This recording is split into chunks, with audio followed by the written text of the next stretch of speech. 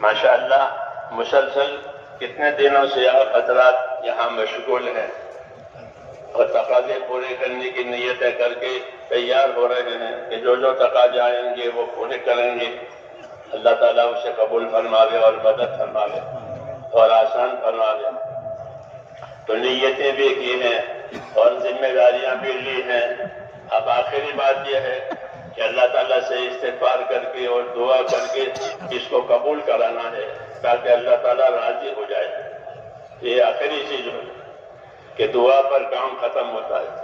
اللہ نے دعا کا انعام ہم کو دیا ہے کہ دعا مانگو میں قبول کروں گا. یوں کہا ادعونی استجب لکم کہ دعا مانگو میں قبول کروں گا.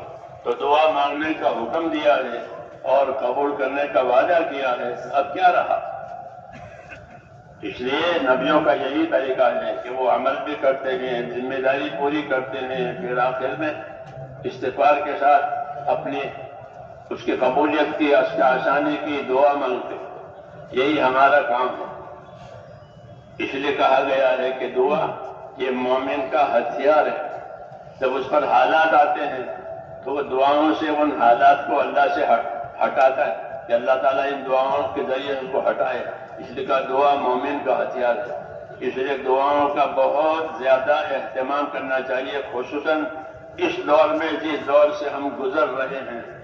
اس میں تو دعاؤں کی, توبہ کی, استغفار کی بہت زیادہ ضرورت ہے کہ دعاؤں کے ذریعے سے اللہ بلاؤں کو ہٹا دیتا ہے. آنے والی بلائیں رک جاتی ہے, آسانیاں پیدا ہوتی ہے. دعاؤں کے ذریعے سے اللہ کی مدد متوجہ ہوتی ہے. ماشاءاللہ کام میں بھی مشغول کر ہیں آپ حضرات. اب آخری کام یہ ہے کہ اللہ سے دعا مانگو. یہ دعا جیسے میں نے عرض کیا کہ یہ اللہ تعالیٰ کا انعام ہے. یہ اللہ تعالیٰ کی طرف سے دیا ہوا ایک ہتھیار ہے دعا, کہ دعا مومن کا ہتھیار ہے کہ حالات کے مقابلے میں اور حالات کو دفع کرنے میں دعاؤں کا بہت اثر ہے. ہر نبی کو اللہ نے دعوت کا کام دیا, دعا کا انعام دیا ہے. دعوت کا کام دیا ہے, دعا کا انعام دیا ہے کہ وہ دعوت کی محنت کے ذریعے سے لوگوں میں دینداری پیدا کرے اور پھر اپنے کام میں کامیابی اور قبولیت کے لیے آخر میں دعا مانگے. تو یہی ہمارا طریقہ ہے. اس لیے ماشاءاللہ آپ محنت میں تو ہیں.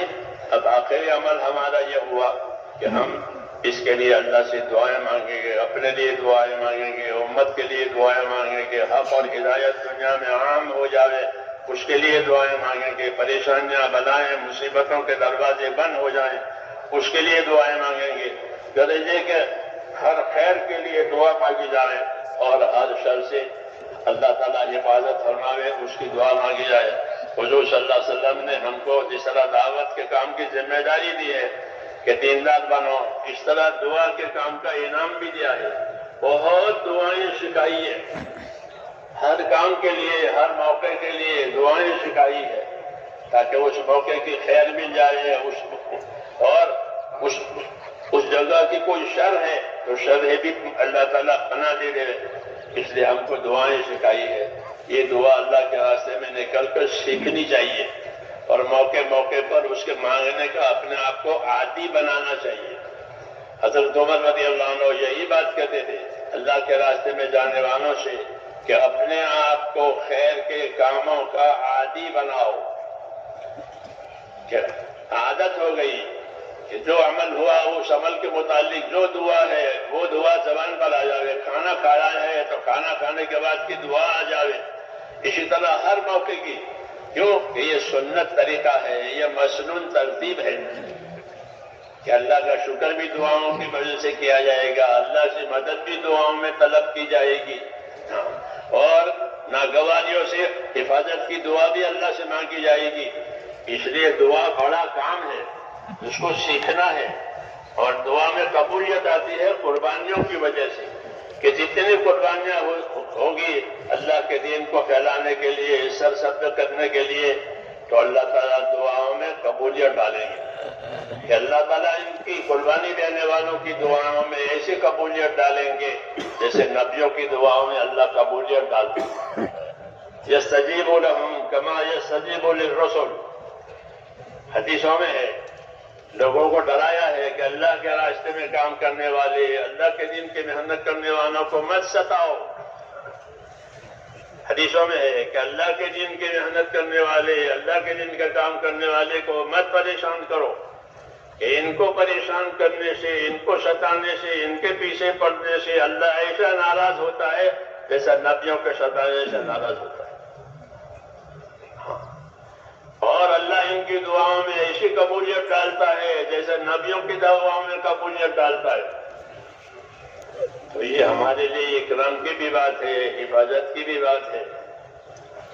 اس لیے یہ کام دیا گیا ہے ہم کو کہ اس کو اپنا کام بنا کر اپنا مزاج بناوے، اپنی عادت بناوے، کہ ہمارا یہ مزاج بن جائے، تاکہ یہ کام ہمارے لیے آسان بھی ہو جائے اور دوسروں کے لیے نمونہ بھی بن جائے۔ اپنے لیے آسان ہوگا، دوسروں کے لیے نمونہ ہوگا۔ جب وہ استقامت کے ساتھ، اخلاص کے ساتھ اور عنابت کے ساتھ کیا جائے گا تو اس کے اثرات پیدا ہوں گے ہمارے اوپر بھی اور زمانے کے حالات پر بھی، کہ اللہ اس کام کی برکت سے حالات بدل دیں گے۔ ہاں، اچھے حالات آئیں گے۔ حضور صلی اللہ علیہ وسلم کے مدینے میں جانے سے پہلے مدینے کا ایک بخار ہوتا تھا، اس مدینے کا بخار مشہور تھا، ثم یثرب اس کو کہا جاتا تھا اس زمانے میں۔ یثرب مدینے کا پرانا نام تھا جو بعد میں منع کر دیا گیا۔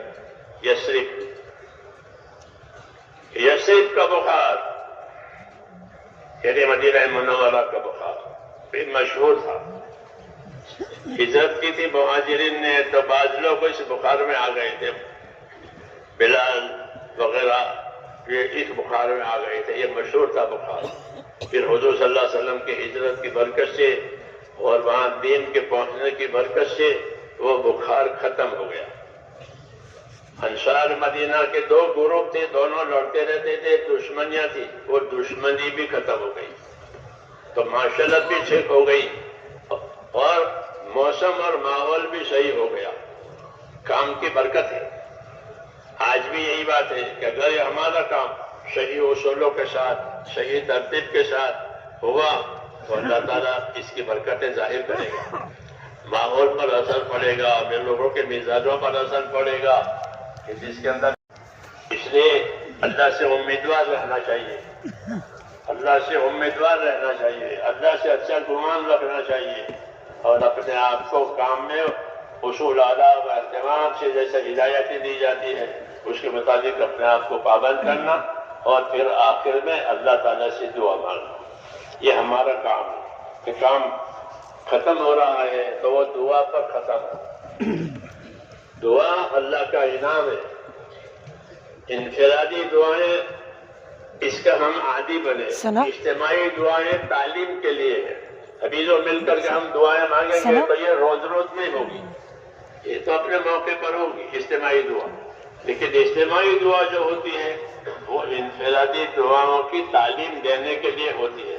اس طرح مل جل کر مانگتے ہو ہزاروں سینکڑوں عام آدمی، ایسے جب یہ مجلس ختم ہو تو دعا والی بن کے جاؤ اور اپنی بھی ضروریات کے لیے، اپنی ہدایت کے لیے، عالم کے صلاح اور فلاح کے لیے دعائیں مانگا کرو۔ پچھلی راتوں کو دعائیں مانگا کرو اٹھ کر کے، کہ وہ دعاؤں کے خاص قبول ہونے کا وقت ہے۔ اس وقت میں اللہ کی طرف سے کچھ چاہا جاتا ہے کہ ہے کوئی مانگنے والا، ہے کوئی ضرورت والا، تاکہ میں اس کی ضرورت پوری کروں، تو اس وقت خود اللہ کی طرف سے ایک چیز چاہی جاتی ہے۔ فرض نمازوں کے بعد دعائیں قبول ہوتی ہے، اجتماعی دینی مجلسوں کے بعد دعائیں قبول ہوتی ہے، تو دعاؤں کے قبول ہونے کے بہت موقع ہوتے ہیں۔ اس لیے اپنے آپ کو دعا والا بنائیں۔ دعا تو چلتے پھرتے بھی مانگی جا سکتی ہے، لیٹے بیٹھے بھی مانگی جا سکتی ہے۔ دعائیں حضور صلی اللہ علیہ وسلم ہم کو سکھائی ہے۔ علم و ذکر کا یہی مطلب ہے کہ دعاؤں کے بعد میں ہم کو دعائیں یاد ہو، مسائل کے بعد میں ہم کو مسائل یاد ہو، فضائل کے بعد میں ہم کو فضائل یاد ہو۔ یہ علم و ذکر کا تقاضا ہے، تیسرا نمبر رکھا ہے وہ خالی گننے کے لیے نہیں رکھا ہے، بلکہ ہر موقع کا علم و ذکر ہونا چاہیے، کہ علم و ذکر پر ہی دینداری قائم رہتی ہے۔ جیسے پٹڑی پر ہی گاڑی چل سکتی ہے، بغیر پٹڑی کی گاڑی کیسے چلے گی؟ بغیر علم و ذکر کے دینداری کیسے قائم ہوگی؟ بغیر علم و ذکر کے دینداری قائم نہیں ہوتی، اس لیے کہ علم نہیں ہوا تو جہل ہوا، جہالت ہوئی، ذکر نہیں ہوا تو غفلت ہوئی، تو جہالت اور غفلت پر کب دینداری آ سکتی ہے؟ اس لیے اس نمبر کو رکھا گیا ہے تاکہ یہ زندگی میں آوے۔ یہ انفرادی زندگی میں بھی آ سکتا ہے، اجتماعی زندگی میں آ سکتا ہے، اس کی دعوت دی جائے گی علم و ذکر کی، تاکہ امت میں علم و ذکر زندہ ہو جاوے، ان کی اپنی ذاتی زندگی علم و ذکر کی روشنی میں ہو جاوے، تاکہ جہالت سے بچے، غفلت سے بچے۔ یہ علم و ذکر کا مطلب ہے اور یہ اصل ہے۔ نبیوں کے ذریعے سے یہی چیزیں ملتی ہے، علم اور ذکر۔ ذکر کی غایت اطاعت ہوتی ہے، کل مطیع ذاکر، جو اللہ کے اطاعت میں ہے وہ ذاکر ہے۔ تو ذکر کی اصلی غایت اور اصل مقصد اللہ کی اطاعت میں آنا ہے، اور اللہ کی اطاعت کو صحیح کرنے کے لیے علم ہونا ضروری ہے، اس لیے علم و ذکر رکھا گیا ہے۔ ہر نمبر کو اچھی طرح سمجھنا، اچھی طرح سمجھانا اور اپنی زندگی میں لانا، تو پھر کام ہو گیا، پھر کام ہو گیا۔ جی ہاں، کہ زندگی دین پر آ جائے گی اور دین کے ساتھ اللہ کی مددیں ہوتی ہے۔ اس لیے اپنے آپ کو دیندار بنانا، امت میں دینداری آوے اس کے محنت، کوشش اور دعوت کرنا، اور آخر میں اللہ سے دعا مانگنا، یہ کام ہے۔ اس لیے اب اللہ تعالیٰ سے ہم دعا مانگیں گے۔ حضور صلی اللہ علیہ وسلم نے ہم کو دعا کا طریقہ سکھایا ہے۔ یہ دعا کا صحیح طریقہ یہ ہے کہ اللہ کی تعریف کی جائے اور جناب رسول اللہ صلی اللہ علیہ وسلم پر درود بھیجا جائے اور ایمان والوں کے لیے مغفرت کی جائے، کی دعا مانگی جائے، اپنی مرادیں مانگی جائے۔ یہ دعا کا صحیح طریقہ ہے۔ باقی جس طرح بھی دعا مانگیں گے اللہ قبول کرے گا، اٹھتے بیٹھتے چلتے پھرتے، اردو میں عربی میں جس زبان میں مانگے ہوگی۔ ہاں، لیکن اصل طریقہ یہ ہے، طریقہ ہمارے سامنے ہونا چاہیے، باقی سہولت کے لیے آسانیاں بھی ہے، وہ الگ ہے۔ اصل طریقہ ہونا چاہیے کہ دین طریقوں کا نام ہے، نبیوں کے ذریعے سے طریقے ملتے ہیں، حکم خدا کے ذریعے، حکم خدا کے پاس سے آتے ہیں، طریقے نبیوں کے ذریعے سے آتے ہیں۔ یہ آسانیاں کی ہے ہمارے لیے، اس لیے دین کو سیکھنا اور دین کو سمجھنا اور دین کا پابند ہونا ضروری ہے۔ اللہ مجھے بھی نصیب کرے، آپ کو بھی نصیب کرے۔